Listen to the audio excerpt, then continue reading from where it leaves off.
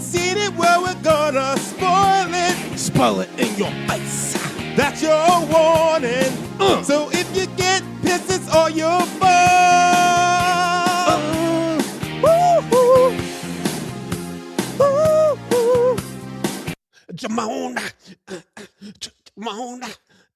This is Eddie Collins. Smooth criminal. You know, Brandon, out of all the Michael Jackson songs you could have started this podcast with, you decided to do a random fucking medley of nothing, of just ad-libs. And that's what you went with. Like this icon. Guys, this is Justin Brown. Yes. Jesus Christ. And Jesus Christ.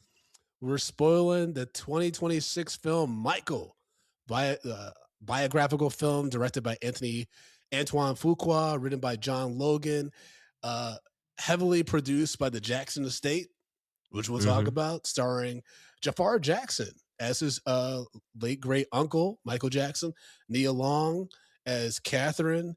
We got Laura Harrer. We got Mike Myers randomly pops up. We got Miles Teller.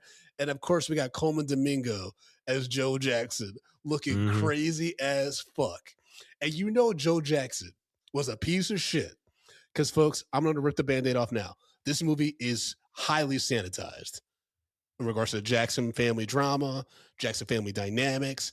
It's a lot of revisionist history, and it's weird because if you know a lot about Michael, there's so many things that happen in this movie, even timeline-wise, where you're like, that's not what happened. And you're like, why'd they do that? But we'll get to that. Joe Jackson is a piece of shit in this movie. He's depicted as a piece of shit. He's an abusive father. He's a manipulative towards Michael. And this is the sanitized version of Joe Jackson. So you can only imagine what that motherfucker was like in real life. And he's almost like fucking Mr. Rogers in this movie compared to what he was like in the Jackson 5 American Dream story. You know what I mean? So I don't think I ever told you. I met Joe Jackson. No, you didn't. Yes, I did. I met him in Vegas at an auto show. Did you tell him that you played him in a sketch? Huh? I wish I could have thought about that. But I will tell you this, Joe Jackson. Well, first of all, the makeup department has to be nominated for this film. Because what they did with Coleman Domingo to make him look like Joe Jackson, this nigga looked like Joe Jackson. Yeah, he did. Yeah, it was scary how much he looked like Joe Jackson. He did, yes. Also, Joe Jackson in person looked evil as fuck. Those eyebrows, bro. Yeah. Nah, bro, I'm telling you, he looked. Now, also, I don't know how old Joe Jackson was when I saw him, but it was just maybe a few years before he died. So he was definitely older. And I know when you get older, people shrink in size. Joe Jackson was probably about like maybe 5'8", 5'7", by the time, I got eyes on. And I remember looking at this nigga, I was just like, this nigga tried to whoop me, I bust his little ass. Like, he had sons who were like 6'2". They were 6'2". They should have been given to, and there's reasons why you don't beat your daddy's ass. You know what I'm saying? But you gotta remember like childhood trauma of being like beat since you were like an infant, basically. Yeah. Like that's gonna always traumatize. I was beat. I got the shit beat out of me too. So I like not in a Joe Jackson way, but I got ass whoopings, the belt, Hot Wheels track, whatever the fuck it was. He didn't even do that. But like, that was what's so weird. It's like, he was. And I think that's one of the things that immediately I was like, oh man, like, because Tati and I talked for a long time, and we're like, how are they going to do justice to Michael Jackson's story in one movie? Like, we were always like, that's insane to try to do that. Yeah. Like, the Jackson family saga, isn't that like a 5-hour thing? It's like 5+ hours, right? And the first part, like the first 30 minutes or so, if memory serves, is about Joe and Catherine like getting together before they even have kids and having dreams and stuff. Like, so it gives a little perspective about what they were like before they had kids and why Joe was so driven by these talented boys that he had to make something and like capitalize on that and live vicariously through them, right? And this movie, we're thrust into 1966, and he's forming the Jackson 5. And he's just fucking beating the shit, particularly out of Michael, right? And I'm Because just Michael like, think he know better. He too smart. it just felt like, okay, this felt like how would you feel about this movie? As a Michael Jackson fan, as someone who watches a lot of movies, ultimately, like, let's just how would you feel about this? Because folks, there's not really a plot to this. It's a lot of scenes that just show Michael growing up, and then it culminates with him performing bad. Like we don't even learn his process for making albums. We don't know his process for like making music. We see a few scenes of Kendrick Sampson as Quincy Jones. You got Lorenz Tate as Barry Gordy for a second, but like there's Yeah. no real substance. But like I want to hear what your thoughts were, Just. So, all right. So, like, Paul and I, we went to see this. Our whole thing was, like, I remember during, like, what the moment we got out of the film, I just like, I felt like I didn't learn anything that I didn't already know. It seemed like it was just, the story was just from music performance from iconic music performance to iconic music performance. Yeah. And then they plugged in a little bit of dialogue in between. And that was pretty much it. But Paul said to me, she's just like, I mean, but like, isn't that what you're here? Like you love we like Michael Jackson. We love, what he did as a musician. It's like, so like, we're here for all this. I'm just like, yeah, I'm not mad at that. Yeah. But at the same time, I felt like there was a lack of story here. There's a lack of story. There's a lack of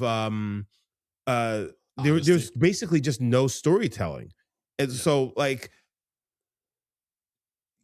are we here to just recreate musical moments, or are we, or what are we supposed to be getting from this? And hold on, I'm sorry. Yeah. And then you go, then after watching the movie, then you start, going back and start reading more, and some of the things that were left out, you're just like, oh, this is also being washed up because Michael Jackson's family was such utter trash that they couldn't make this story without making themselves look horrible. And I'm talking about Joe Jackson and the brothers specifically. And the brothers. Yep. They didn't even try to touch on the brothers' relationship with Michael because it was all toxic. It's notorious. It's a common tale in regards to their dynamic, that they were shitty towards Michael. They teased him all the time. They fucked a bunch of chicks when they were around him and talked to him about it. They constantly were begging him for money and like manipulating him. Like they fucking rode his coattails to the top. Yeah. And then the whole thing with Catherine watching stuff with like movies with Michael late at night and everything. I'm like, Catherine put that in there. Like it felt like the whole movie was, remember when we saw Straight Outta Compton and we both really enjoyed that movie until the end, where we were like, the one thing that really didn't work for me was the reconciliation between Dre and Eazy-E, which we know for a fact it never happened. And Dre even made a song about it. But it's like, and they were producers on the movie. Of AIDS. And they were producers on the movie. And so it's like, they actively knew that scene was going to be in there. And I'm like, that's such a weird thing because it feels like you can't say it's a biopic when you're actively putting fiction in. Yeah. You know what I mean? And that's the thing, is the Jackson family was just so involved to the point where actually, folks, to Justin's, he hinted at this just a second ago, the Jackson family estate actually fucked this up. So Antoine Fuqua's vision, I think, for this movie had to completely pivot to be like kind of a showcase of musical performance and stuff, because the original script actually did tackle one of the child abuse accusations. In fact, the script actually opened with the cops coming up to Neverland Ranch and arresting Michael Jackson, right? Yeah. That was the original thing. And then all that had to get scrapped because the family that they focused on for the sexual abuse had a clause in their settlement with the estate that they can never be dramatized in any form or fashion. And for some reason, the state never told Universal and Lionsgate that. And they learned it very late into production. They already had filmed the movie, basically, and had to redo the whole fucking third act. So that's one part where, like, knowing that knowledge, I do give Antoine Fuqua and John Logan, the writer, a little bit of grace, because they probably ended up making a movie that's different than what they were expecting, right? But now I think they actually backed themselves into a corner with that fucking tag at the end. His story continues. That's why I text you of like, they're trying to marble this shit, because part two is gonna be like Wicked 2, bro. Part 2 is gonna be like Wicked 2, because the music will still be good, but you got to tackle all the crazy shit now. Like he Yeah. was already a little crazy in the first part, but you got to tackle what happens after Bad. You got the more plastic surgery, you got the bleaching, you got the Lisa Presley, then you have the kids. Yeah, it won't. No, you have Neverland Ranch. Neverland Ranch we is didn't not get even that, yeah. is not even in this film. Yeah, we didn't get that. What else do you got? You got the crazy 2020 interview that blew up a bunch of his shit. You got him basically almost being on the verge of bankruptcy. And you could culminate it, I guess, in the 2001 MSG concert that I actually went to. You could like Mm. tap it out with that and have a bunch of cool cameos and stuff with Jafar. But it's the second part's going to be so challenging from a narrative perspective. Because to Paula's point, we're just like, didn't we come here just to see his music and to celebrate that? If you don't tackle this in part 2, it's going to be like, what are we doing here? Yeah, It's I could have crazy. just watched Michael Jackson videos online. Never got the real Michael Jackson. That's what a lot of people say. But I do not want that to discount from Jafar Jackson's performance. He was fucking phenomenal. So Like there was parts where I was like, yo, this nigga looks exactly like Michael. It's So- crazy. Jafar Jackson and fucking Coleman Domingo deserve to be nominated for this. Coleman Domingo, again, he did a phenomenal job with this. Phenomenal job. And Jafar, he did a phenomenal job. And people will say, it's like, well, you know, he's family. So like, of course he looks like him. Like, but no, but he also in a lot of ways captured his essence. That and also outside the first act, he's in every scene basically.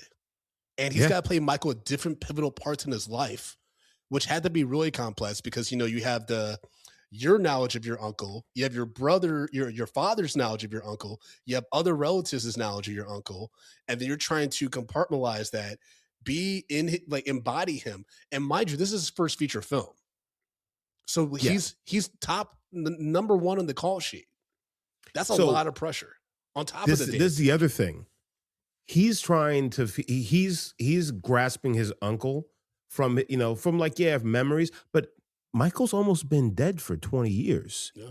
Yeah. Jafar Jackson is 29 years old. So he's going off of what he's known about his uncle when he was like his uncle died when he was like 11, 12 years old. Yeah. So yeah. I don't think that, you can't really take it away from him. He did a great job. I think he did a phenomenal job. Coleman Domingo did a phenomenal job with this. Like, I don't give a fuck what anybody says.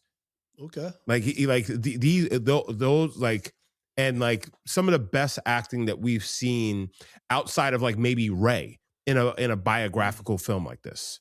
Okay.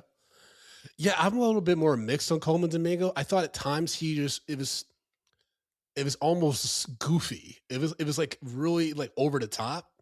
And Coleman Domingo knows how to choose scenery, but like I think it was probably the combination of the makeup and the way they kind of did some of the camera angles on him, where he just looked cuckoo bananas.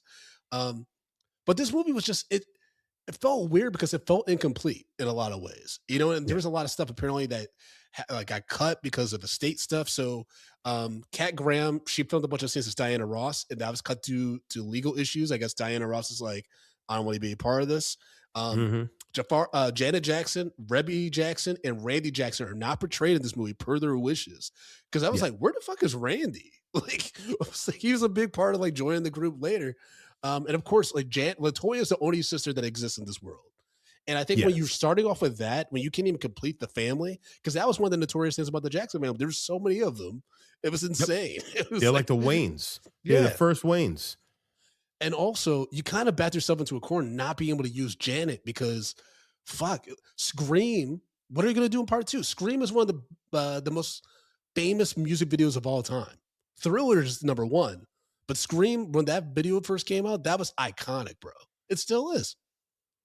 You're not going to talk about that at all? I think that was the first time after the Jackson 5 broke up that he actually ever did anything with his family. Yeah, it was a big deal. And that was what, 20 years later? I think, when did Scream come out? Like 1999 or something? Oh, no, it came out with the History album, right? Yeah. So that's mid-90s. Okay, so I remember it was the most expensive music video at the time. So the Jackson 5, they ended what, 2000, I mean, sorry, 19 late 19 oh 80s. It was the 80s, right? This is before Yeah, the, the yeah, Victory it Tour, was, right? yeah. Yeah, Scream came out in 1995, by the way. I mean Okay, that for so yeah. it's been like Sorry. almost like 15 years, something like Yeah. that, something like that. Yeah. You know what it is? I think Michael Jackson is such a pop, like a he's such a huge megastar that I don't think anyone was ever going to be satisfied with what we got. I think there's a lot of people though that are very simple that are like, I just like the performances. That's all I wanted to see. And it's like, yes, but like you said earlier, I could watch this on YouTube. There's a fucking never end stream of Michael Jackson live performances on, and of course the music videos. Yeah. And there was parts where I was like, this is coming off corny. Like the scene, like when he's doing the Beat It music video rehearsals, right? And he brings the Mhm. Blood and Crips together, and they're watching. First of all, those gangsters were way too modern. The way they were walking and just Yeah. standing and stuff felt way too modern. Some of them I Two, was just like, is this the actual gangster that was there? and then two, they're watching Michael, and like at this point, like everyone respects Michael, right? But he's doing like these very like fluid feminine dances and stuff. And these gangsters just like, yeah, yeah. And that scene reminded me of, and this was, I was like, if I'm feeling this way, like this sucks. It reminded me of that scene in the Tupac biopic when Tupac is doing that monologue in theater school or whatever. And that white kid's like, yeah, yeah, he's good. I was just like, I was like, God, like This guy's got the juice. yeah. Now I will say the Thriller reenactment, that was fucking awesome. It was. That everyone in my theater got hyped for that one. That was a big scene. That was good. That was really, and the Beat It, the Billie Jean performance. Yeah. When he did the moonwalk for the first time, that was huge too. That was like there are moments where I'll give Antoine the juice. Like he fucking captured those moments on screen. And it looked great.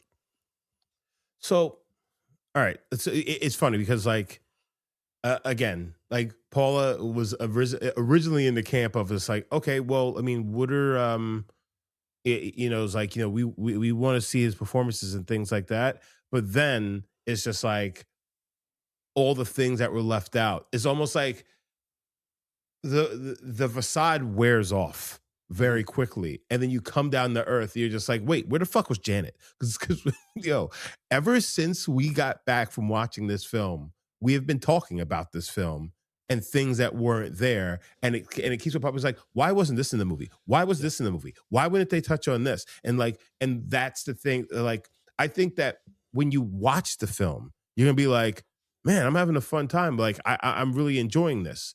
But then once you leave the theater, especially, I think you should see this in the theater. Once you leave the theater, then you sit down and you're just like, I don't know. There's a lot of things that don't sit right with me now. You come off a high from this, but it's a pretty quick. Yeah. It's a pretty quick a veil that gets lifted. Yeah. I mean, yeah, like, and I it sucks that I didn't enjoy this movie watching it because I felt that dread, I felt that frustration immediately because I'm just like, there was some timeline things where I'm like, that's not what happened. That's not what, and like to know that the family works so closely on this, I'm like, they actively change things.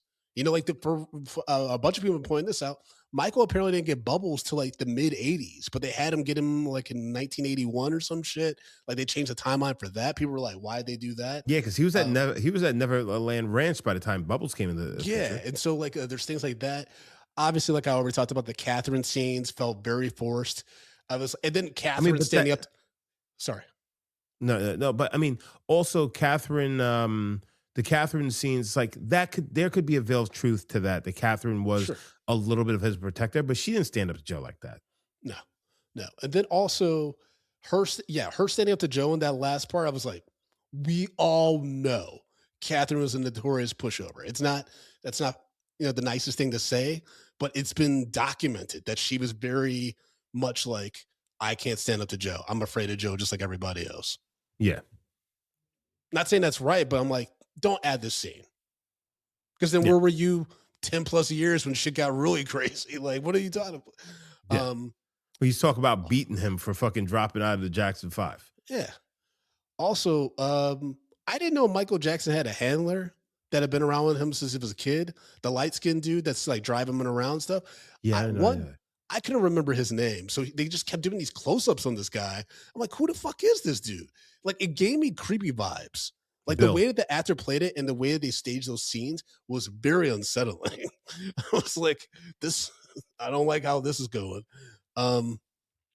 They do touch on the vitiligo with Michael, with the gloves and Yeah. stuff. Don't fully go into detail about it, but they talk about it, and that's why he wears the glove and stuff. So they're hinting at the myths about why Michael did the skin color change and all that stuff. We do see him get the nose job, and that was weird too, right? Like when did he move out of the house? Well, he moved out of the house and he went right into Neverland Ranch. Hold on, real quick. Yeah. This dude that they got to play a Bill Bray looked just like the real Bill Bray. Oh, okay. Just like him. Is that Almost the to the guy's point name? it's just like That's the handler's Huh? name? the handler's Or name the is Bill Bray. bodyguard, whatever he was? Okay. Yeah, Bill Bray. He was his bodyguard, his personal bodyguard, since he was a kid. No, bro, he looks just like him. Like it's actually kind of crazy that they got somebody who is a match like that. Okay. It's kind of fucking me up right now. Yeah. Okay. I'm sorry, but you were saying right before I said that. That's all right. Oh, Like, fuck. I want to talk a little bit about John Bronco, who's played by Miles Teller, who I imagine had a bigger role when initially the movie was bookended by the trial, like the accusations of the sexual abuse and stuff like that. Because he just shows up like for two scenes. One of them he's tasked with firing Joe Jackson for Michael, but there's that boardroom scene, and he's like, "You want to be the biggest star in the world?"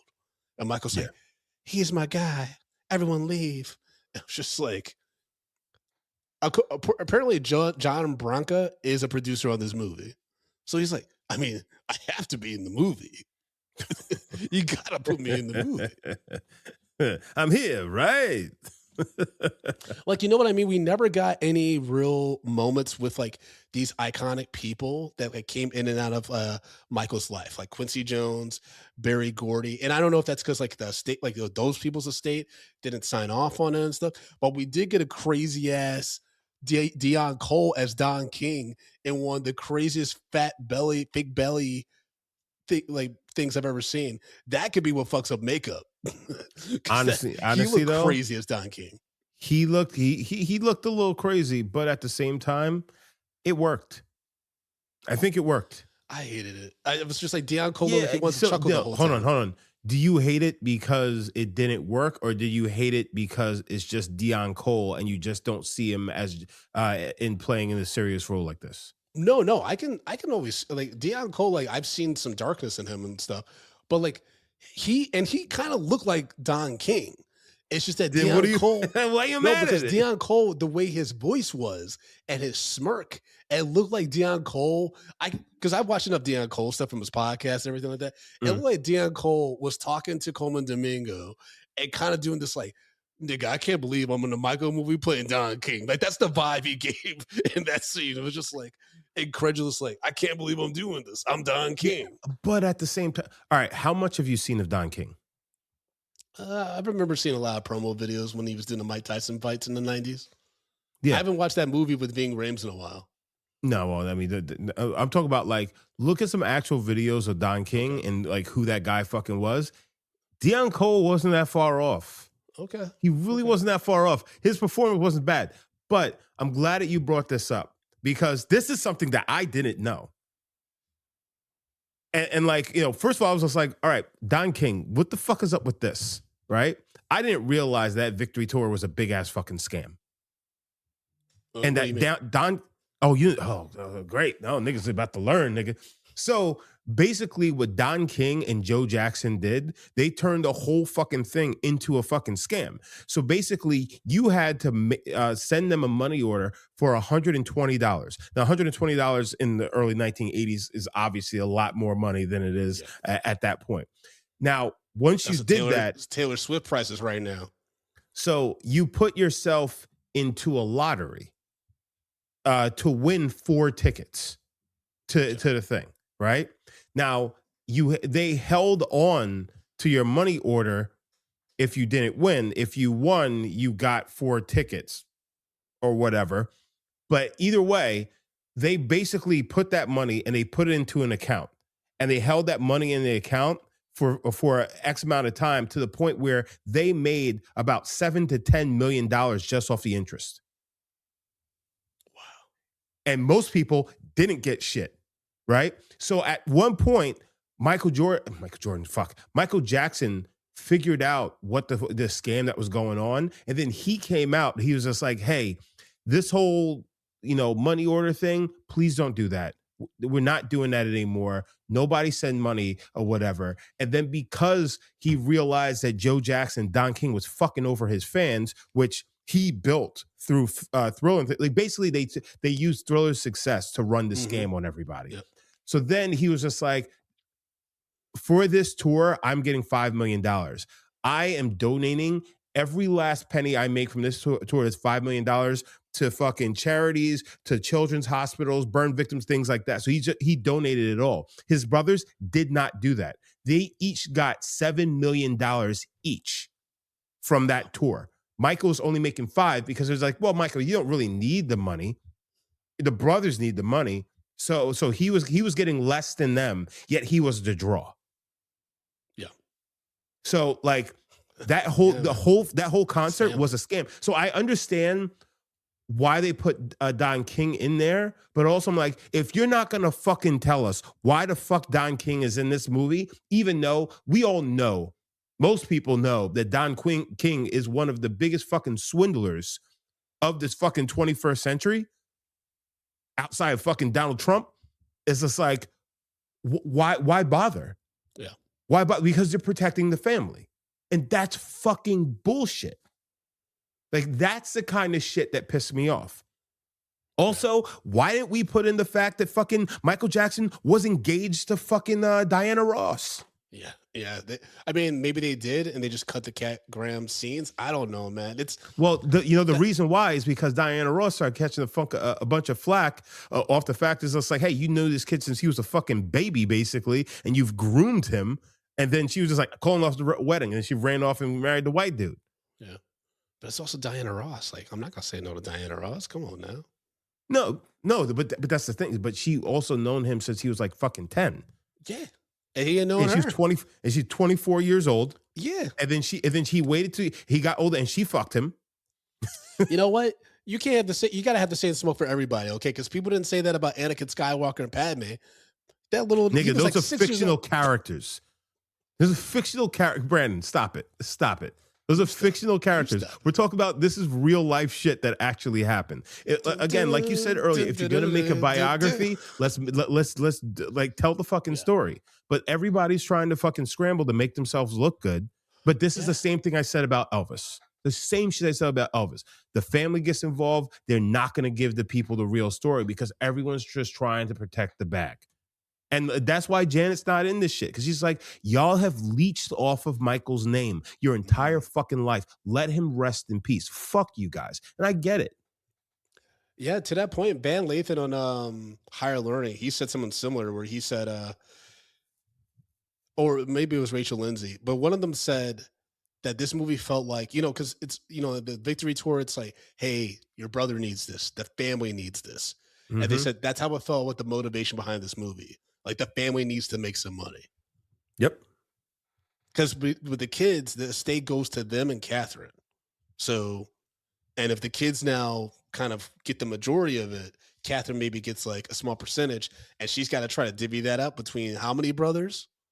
You know what I mean? It felt like everyone was like, yeah, we got to start. And I wouldn't be surprised. This is the cynic in me, Justin. And tell me if like you feel like I'm just being way too morbid and going down the dark road about this. Jafar Jackson is incredible in this. He's phenomenal. But I feel like the Jackson family is not above basically saying Jafar Jackson's the new Michael. He's going to be going on tour. And before, basically doing like what they did with the Bohemian Rhapsody with Adam Lambert, but they're going to be doing with Jafar instead. Doing like Michael hits and stuff like that. You've seen him in the movie. Like, I can see Jafar's father and his uncles doing some shit like that. Like, that's how shady they are. Like, and it's funny because like in this movie they're trying to act so. I the fact that they're not even really presents, the brothers at all, shows that they were like, we don't even want to have any kind of narrative in this movie because people are Yep. gonna know it's bullshit. Because Yep. there's been enough interviews between them and Michael to know what the actual relationship is. It's like this movie was for people who just want to shut their brains off and watch some cool musical numbers. And you Yeah. know what? I just have to accept that that's a big part of the movie going audience for this movie, particularly. Yeah. But for me, I'm like, as a fan of Michael, even through all the complications, because it's like, and this is really fucked up and dark to say, and Chappelle said it, and I feel like it resonates with me, and I don't know why. I can't explain it. Like this isn't the platform to have this kind of conversation. Obviously, the things he's been accused of are absolutely terrible and vile and criminal. But like Dave Chappelle said, this nigga gave us Thriller. And I'm like, I'm sorry, dude. Like it's literally the best album of all time. It's Yeah, it's I mean- I can't like, you know, it's I can separate the artist from the person, but it's at the same time, if you're going to do a movie like this, you gotta be willing to like talk about the dark shit because everyone knows about it. It's the elephant in the room. If you just try to ignore it, and the fact that they ignored someone as pivotal in Michael's life as Janet, and they couldn't get her blessing, that's a huge red flag for me. So this is the thing. This is the thing for me. There are people who have done things and you're just like, oh, that nigga did that. Mhm. Right? You know, in the news, you know, people you know, you're just like, oh, that nigga did that. Oh, we know that nigga did. Like, if they made an R. Kelly story, right? And this motherfucker just runs off to a wild safari for, 10 years, the last 10 years of his life, I'm like, nigga, what the fuck is going on here? That nigga was in prison for fucking the bullshit that he did. You know what I'm saying? I'm like, but also like with all the R. Kelly shit, like you were just kind of like, yeah, that nigga did that shit, right? There is a lot of this, like, I don't know if he did with Michael because there's a lot of fucked up shit that goes on with his story. So it's really hard to say. So like you can, if somebody says, I don't fuck with Michael because he's a pedophile, right? I'm just like, okay, that's valid. I understand why you feel that way. Exactly. But I don't also push it. I somebody's don't just push like, it. yeah, somebody's just like, listen, I understand the allegations, but I don't think he did it. That's fucking valid. That's fucking valid because on both ends, there's some really incriminating, but also real weird and squirrely shit that went on that will make you think that which will sway you one way or another. So like that's why Michael Jackson is like actually one of the most polarizing figures in the world because you truly do not know. Like, yeah, Trump, you know he did that shit. This nigga, you don't know if he truly did that shit. Right? Yeah. But this movie, and I think you hit it on the head before when you said that it's just like this was for the family. This wasn't for Michael Jackson's fans.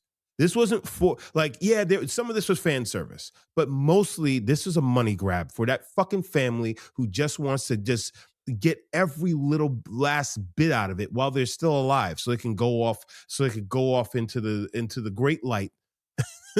Whichever way they go once they go through that light, they could feel comfortable and rich. Because there's nothing about this film that made me say it's just like I feel at peace knowing that I feel like I got a new piece of Michael Jackson that I never had before. We felt that way with Ray.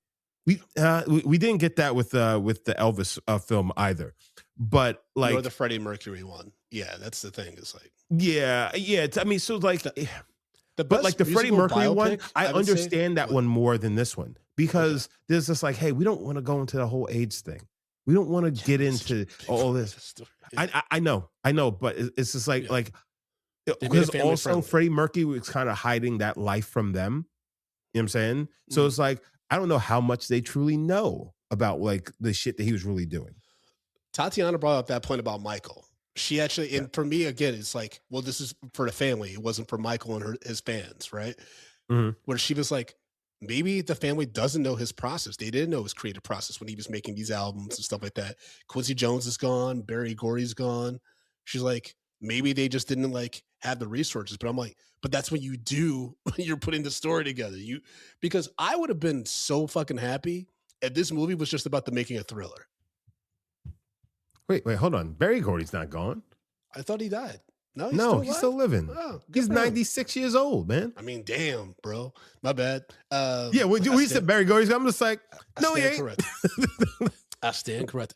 Also, speaking of Thriller, that cameo of Mike Myers, where it's known that MTV would not play Michael Jackson's music videos. They did not play music videos at the time by Black artists. Michael Jackson did break through that barrier, but I doubt it happened where Michael Jackson was in the office with his lawyer and Mike Myers' character from the label got on the phone and threatened to pull all the artists from MTV. I mean, it's possible he did that, but not in that moment. And I was just kind of like, this feels very white savior right now. But at the same time, there had to be white guys that advocated for Michael to get on TV. It was just a frustrating scene for me. Yeah. And it was also like, is that Mike Myers? But at the same time, Brennan, and that's the thing. Michael Jackson was the biggest star on the planet. No, hold on. Michael Jackson is the biggest star that our planet's ever seen. And we're talking sports. Like the closest thing to Michael Jackson, if you talk about sports, is probably Michael Jordan with just like visibility, right? Yeah. No, he's far above the Beatles. The Beatles ain't shit. Even the Michael Jordan at this point. If you really think about it, Michael Jordan's even above the Beatles. No, they're not even close. No, the Beatles are nowhere close to Michael Jackson. Yeah, Yuvia, our producer, saying the Beatles that they were close, but I mean the Beatles have 4 movies coming out. I think either this year or next year, and I have a feeling that those are not going to do well. I think that the Beatles legacy they're not going to is very overrated. Yeah, the Beatles are you want to compare the Beatles to somebody? Compare them to fucking Backstreet Boys and fucking New Kids on the Block and shit like that. Like that's where they are. Like that's something different. I would say that's tough though, because I think the Beatles, for various reasons, just lost a lot of like relevancy between, I would say, the mid 2000s to now. Because, like, you know, my sister-in-law, she's 23. She knew Michael Jackson. Like, a lot of young people know Michael Jackson for various reasons. Yeah. I think a lot of young people would be hard-pressed to come up with, like, 2 Beatles songs. You know what I mean? Well, it's funny. Somebody made an argument. It's just like, yeah, well, on Michael Jackson's Thriller album, he has a Beatles song. It's like, and it's a Michael Jackson song now. It's a Michael Jackson song. It's about Paul McCartney. Okay, it's not. But also, it's like also, it's a Michael Jackson song. It's like Michael Jackson does your song. It's his now. That's why he's Paul, something you know different. I'm a lover, not a fighter. Like what Michael Jackson? Yeah, what you call it? Who's Loving You is a Smokey Robinson song, but that's a Jackson 5 song now because Michael Jackson sang it better than Smokey Robinson. Mm-hmm. And yes, like you put in chat, Michael Jackson basically owns the Beatles. He owned them when he died. State does. Yes. Yeah. All right. So, but I think that's the thing is just like, if anybody had the opportunity that like the label head would sit down and talk with, it's Mike. Yeah. It's just like in the NBA right now, if LeBron calls up the fucking, the NBA, he's showing the fuck up. So that may not be outside of the realm of possibility. Okay, I hear that. I think at that point I was just rolling my eyes way too much, and I was just frustrated. You know what I mean? Like, you know, like I'm sorry, Taylor Swift is not on Michael's level. There's nobody on his level. Not at all. Even though people these white girls on Twitter are always like Taylor Swift, Michael Jackson could never with dancing. I'm like, are you out of your fucking mind? Like, that is so egregious. That's Taylor Swift's fucking hips are glued to the floor. I'm like, are you fucking? She can't even stay on beat for her own songs. What are you talking about? Hold on. Michael Jackson has some of the best dance breaks of all time. We got Thriller. We got Beat It. We got Billie Jean. We have Smooth Criminal. We haven't even gotten to the full Bad album. Yeah. So Yuvia in the chat says, she doesn't care for her, but you can't deny fandom. Everyone knows about her and her name carries.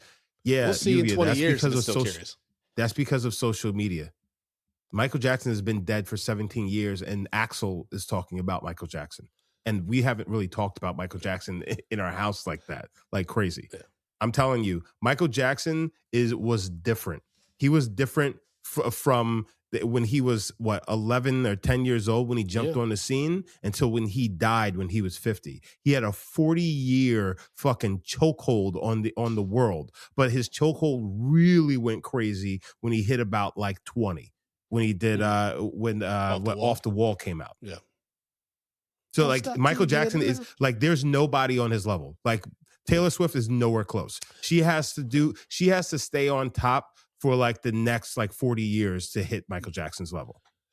I think the biggest challenge I have with the Michael movie is that it was different than the Jackson movie, a family story or whatever, because that's about the family. Like it does end up focusing more on Michael in the latter part of the series, but it really is about the family, especially in the first act and the first half Yeah. and stuff, right?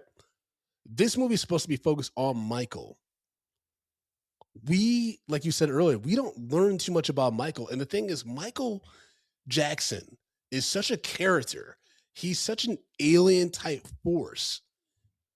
Maybe you can't film that. Maybe you can't make that make sense because between the voice, his mannerisms, his genuine just musical talent, they didn't even talk about the fact that he was able to observe so many different types of music and artists and bring them together to make his music.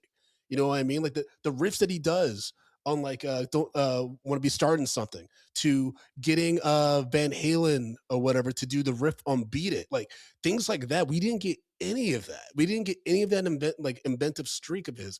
It's just all these sensational moments and then some of the controversy. Like we got the Pepsi commercial and stuff. We got the Joe Jackson abuse and stuff like that. But we didn't get anything that really got to the heart of who Michael Jackson is, what drove him, why he loved music and the art of performing so fucking much, even despite all the abuse and pain he went through. Why did he keep wanting to do this? Why was this This his is like outlet. life mission? Exactly, but we didn't quite get that because this movie's about Michael breaking from Joe Jackson and like getting his own independence. So I That's what the think common theme was. one of the most interesting things about Michael Jackson specifically is, and you mentioned his voice, right?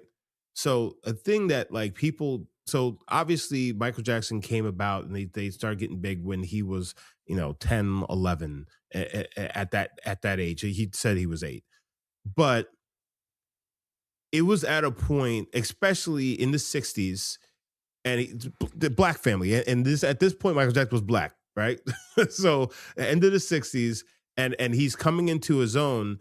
And then as I tell Paul this all the time, it's just like once our kids become teenagers, their cuteness goes away and the threat starts to come about.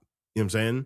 And this Jackson mania, for the Jackson 5 was going to change as they grew, especially as Michael Jackson, the lead singer, grew, and his voice, because his voice was going to deepen because he had that falsetto voice that he could do and everything. So I was watching an interview where a guy was just like, "Well, what are you going to do when when your voice changed?" They ask a fucking kid. He's just like, "I'm just going to keep on singing." So then Michael Jackson I keep on saying Michael, his full fucking name. But like he said that they said that he was conscious of that and of the world, of how the perception of a black man in the world. So he softened his speaking voice. He softened it, and he trained himself to be able to sing in that sweet voice, and he kept that sweetness to keep that innocence to him, which is nuts. Yes. I just like how you said he kept that sweetness. I like the way you said that. No, but like yeah. just I I mean hear you.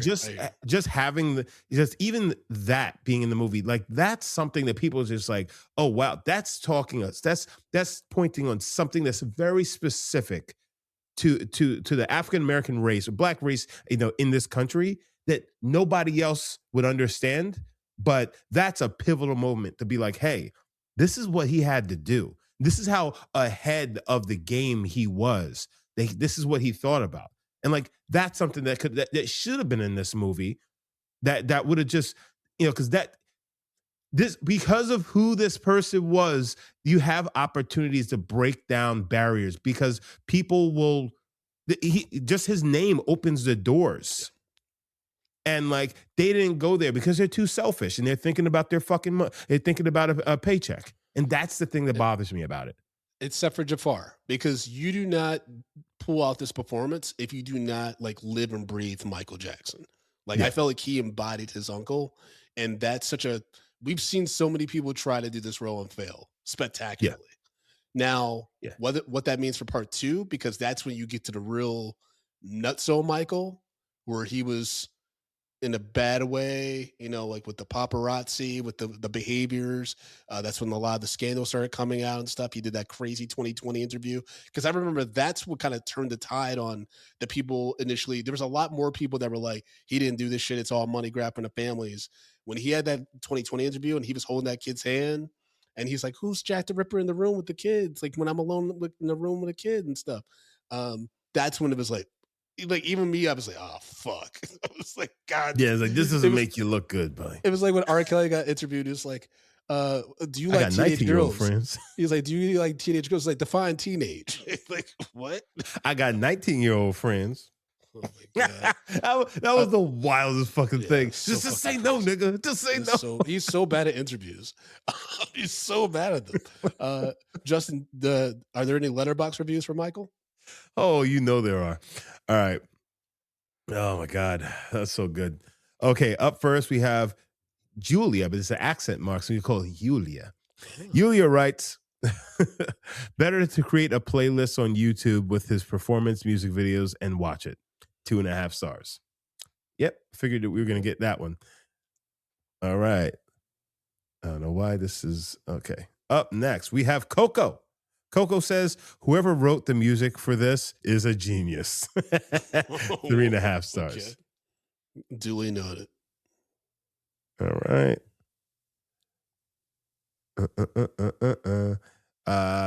Zephra.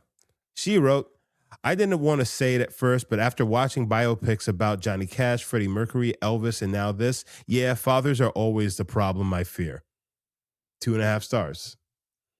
Yeah. Well, they say Elvis, Johnny. Oh yeah, the Walk the Line. That one was all right. I honestly think the best musical biopic in the past like 10 plus years might be the Elton John one. What was it called? Oh, with Moon Man? Taron Egerton. Yeah, that Rocket Man. Thank Rocket you. Man. Yeah, that was I a good haven't one. watched That was it. good. I love Elton John. I'm going to watch that one. It's good. It's R rated too. Like, so it's freaky. Like Elton John's wild and shit. Like but he was really good as Elton John. He was really good. Well, I mean, Ray was also really fucking good. Oh yeah, that's a good one too. That's a really Yeah, good you one. can't. Don't not nigga want an Oscar for that shit. Yeah. All right, up next we got Jay. Jay says, "Okay, then the sequel better be named Jackson." That's 3 funny. stars. That's actually funny. Up next we have Joshua Kane. Joshua says, "Critics can suck my hee hee." 5 stars. Ew. Next we have Alex Grew. He says, very few people know this, but Bubbles the Chimp grew up to become the legendary British singer Robbie Williams. 5 stars. Speaking of Bubbles, notorious sketch with John Mulaney and Langston Kerman, friend of the show, as Bubbles the monkey is out online and stuff again. It's having a resurgence. Oh, okay. I didn't know that was John a sketch. Mulaney interviewed Langston as Bubbles. That sounds fucking wild. Yeah. All right. And last one we have from Joel. Joel says, pretty bland from a filmmaking level and generic as far as musical biopics go, but I had a fun time with this for the most part. All the music is, of course, great, but I do wish I learned more about who Michael really was because this movie really doesn't dive deep into anything besides him wanting to go solo. 3.5 stars. I think anyone who watches this film, if you're a big Michael Jackson fan, that should be your takeaway. Yeah. Okay. We did get a Patreon thought on Michael, and folks, remember when you sign up for Patreon at patreon.com/media popcorn, you're guaranteed to have your thoughts and reviews of that movie that we're reviewing on that episode read. So your mom's side nigga wrote, I was a little disappointed. They basically gave us a bunch of member berries for 2 hours. It wasn't bad, but it wasn't great either. There's so much story they left out, not including the molestation allegations. Also, I hated the Beat It scene. Michael didn't choreograph that video, so him teaching the dances made no sense. Why would Michael and all the dancers be in their video costumes if they're not even on set and just learn the choreography? 6 out of 10 stars. Yeah, I mean that's true. Yeah. Very technical. I mean, it might have been a dress rehearsal, but we don't know fully because they didn't tell us anything. They just threw us in scenes and were like, "Hey, you recognize that because he's wearing that jacket, right? Yeah, let's keep Yeah. going." Justin, break down our rating system, baby. Also, I don't know if you've been seeing it. It's been I know I've seen it before, but it's been popping up again. There's one guy in the actual video who's fucking up all the steps in the Beat It video. No, I haven't seen it. Yeah, there's a white guy in there. If you watch him, he's fucking up all the steps and he's bad. He's so off, but it also shows how good everyone else was that you didn't even notice him for decades. But guys, first of all, stop calling me baby. Don't think you slipped that shit by me, you piece of shit. So guys, you know how we do this. We rate movies, bags of popcorn, small, medium, large, and the XL for the exceptional. If a film doesn't deserve any of this hot, buttery, delicious popcorn, we throw it into the stale popcorn pile. We pile piles and piles of stale popcorn on the top of it. So Brandon, we sat down and we watched the 2026 film Michael, a biographical film starring Jafar Jackson and Coleman Domingo. Because everybody else, Nia what Long, say you, she Brandon? still looked great though, even though her role was completely insane. Who's? Her portrayal of Catherine, it's not like she did a bad job. It's just that if you know anything about Catherine Jackson, you're like, bullshit. I Mhm. mean, maybe they did watch movies together, but like, come on now. Anyways, Yeah, you know that wasn't it. yeah, this sucks. I would give the movie overall a small, but I'll give Jafar Jackson a large. The movie gets a small, but Jafar Jackson gets a large. He was phenomenal in this movie, but it was not enough to save this from being an odd revisionist version of the Jackson story and how Michael came to be. It was just it was like the Cliff Notes version that was written by someone who was so biased they couldn't even like have a neutral person develop the story. It's so obvious that I can see the screenwriter writing a draft, and then the family's like, "Well, we got to put this in that Catherine was so good to him, and we don't want to take out some of the brother drama because we don't want any of that. Like, I don't want to look bad, especially if we want to go on tour. We want people to support us. We don't. It just feels so manipulative, and that sucks. I shouldn't feel that way. Justin, what's your rating? Yeah, like, I feel like for the performances, you give a large. It's the same thing as you. For performances, you give a large. For the actual movie, like if you took out all of the musical numbers, you basically just have it's definitely it's not even a movie. It's 20 minutes, right? So like with the musical numbers, which bring it up, at that point, the best you can do is a small. I don't see how you can give any larger, any more than that. And like, I love Michael Jackson. This movie just truly wasn't it if you expected more from this. And I had very low expectations for this, but still, I knew that I was going to go to see it because of my love for for Mike. But yeah, this wasn't it. Well, there you have it, folks. That's a review on Michael. As always, you can follow the show. Hold on, real quick. Yuvia put in the chat, what if you're not a big Michael fan and you were born in 2010? Like, what do you say? What would be what's the way to look at this film? I mean, you wouldn't be watching this movie. That isn't like, there wouldn't be any real because Michael has such a longevity and a crossover appeal.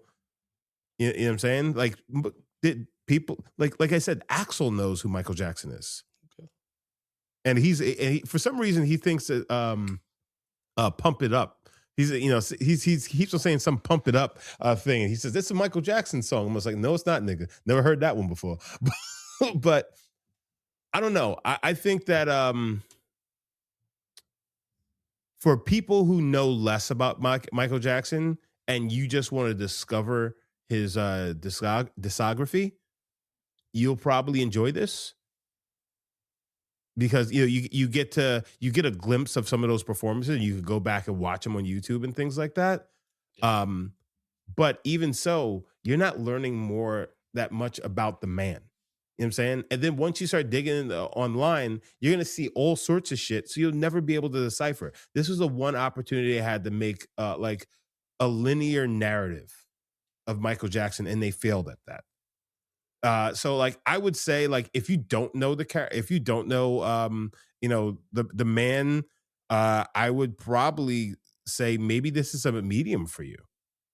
I don't know. It's hard to say because I have too much knowledge that like I can't decipher all that. I can't realistically say what if what do you, what would you say, if for somebody who doesn't know as much as Michael Jackson as we what do you think that they would give this? I mean, it depends. Like you said, a medium maybe if they're just going in like being like, oh yeah, that was fine, maybe. But if they're actually like into movies and like narrative structure, they probably give it a small like us or even worse Mm. because it doesn't tell you anything new. So if you weren't a fan, I doubt this movie's going to make you more of a fan. If anything, you might be like, that dude was weird as fuck. Why do people like him so much? Honestly, if you're like completely like unaware of Michael, you saw this, like I actually thought about that when I was watching, like without giving context about Michael and why he was like this, I can see people being like, this nigga's crazy. Like Yeah. he's very talented musically and he was a phenomenal performer, but he was plumb crazy from the get-go. Like once he's in adolescence and he's like, hey everybody, and he's talking about fucking, animals and all the He's kinds of playing with the weird shit. rat. Yeah, Playing with the come rat on in his now. It's room. like everyone's like, what? So yeah, it's insane. It's insane. But Yeah. yeah. Yeah, folks, that's our review of Michael. As always, you can follow the show at Medium P Podcast on all social media platforms. You can follow me personally at Frodo_Blackens on Threads and Instagram, FrodoBlackens.com for show dates. I got some stand-up shows and some Drunk Black History stuff. We're going all on a tour in June, celebrating Black Music Month and Juneteenth. So FrodoBlackens.com for those tickets. And Justin, how can people follow you personally as well as support the show financially if they choose to do so? Guys, you can follow me at J Brown Did It on all the social media platforms, but you can follow this show and you can support this show on Patreon. Patreon.com/medium popcorn. We have $2, $5, $10, and $15 packages. Our entire backlog is on Patreon. We got bonus episodes. We got mini shows, guys. Patreon's where it's at. So if you're looking for a little something extra in your life, a little hee, jump on over to patreon.com/medium popcorn. Dope. All right, y'all. Don't stop till you get enough. But unfortunately for this episode, we gonna stop because we got enough. We got enough. Now go get a Until the switch. sequel. Get the switch. Peace.